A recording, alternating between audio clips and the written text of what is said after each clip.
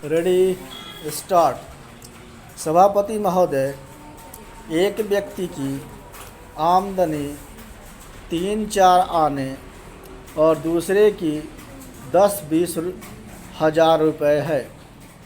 अगर वित्त मंत्री महोदय इस विषमता को दूर नहीं करेंगे तो समाजवाद का नारा बिल्कुल कोरा और कागजी सिद्ध होगा।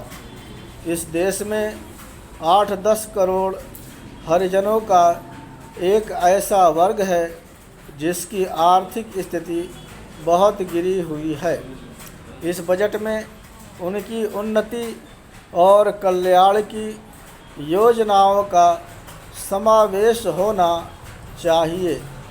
वित्त मंत्री ने 1500 करोड़ रुपए के जो कर लगाए हैं उनसे देश के आम आदमियों की हालत ख़राब हो गई है।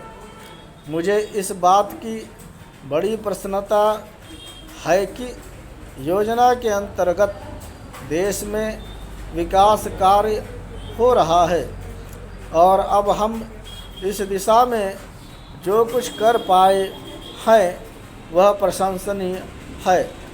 लेकिन मुझे दुख के साथ कहना पड़ रहा है कि जहां कृषि के क्षेत्र में उत्पादन बढ़ रहा है, उद्योग के क्षेत्र में उत्पादन बढ़ रहा है, देश की संपत्ति बढ़ रही है, हर आदमी की औसत आय भी बढ़ रही है, फिर भी हमारे यहाँ की पुरानी गरीबी बिल्कुल नहीं हटी है। मैं समझता हूँ कि इस सदन के लिए और सरकार के लिए विचार करने का विषय है कि क्या कारण है कि जब हम 55 वर्ष से अपने देश की गाढ़ी कमाई का रुपया और दूसरे देशों से कर्ज लेकर बड़ी बड़ी रकमें देश के विकास के लिए खर्च कर रहे हैं और देश में धन भी पैदा हो रहा है, तब भी देश में जो लोग गरीब हैं उनकी गरीबी दूर नहीं हो पा रही है। क्या यह आश्चर्य की बात नहीं है? मैं समझता हूँ कि इस पर विचार किया जाए। यह ठीक है कि हम समाजवाद के रास्ते पर जा रहे हैं, लेकिन समाजवाद के रास्ते पर ठीक ठीक चलें तो भी हम यह अनुमान नहीं लगा पाते कि कितने वर्षों में हमारे देश की गरीबी दूर होगी।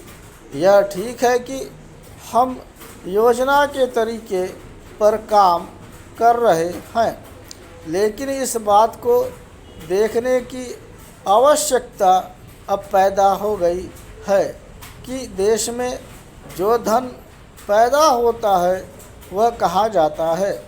इतनी प्रगति होने पर भी हम देखते हैं कि गरीबी दूर नहीं हो पा रही है। गरीबों को खाने के लिए अन्न नहीं मिलता, पहनने के लिए कपड़ा नहीं मिलता। इसका क्या कारण है? यह गंभीरतापूर्वक सोचने की बात है। यह समस्या समाजवाद का प्रस्ताव पास करने से ही हल नहीं होगी।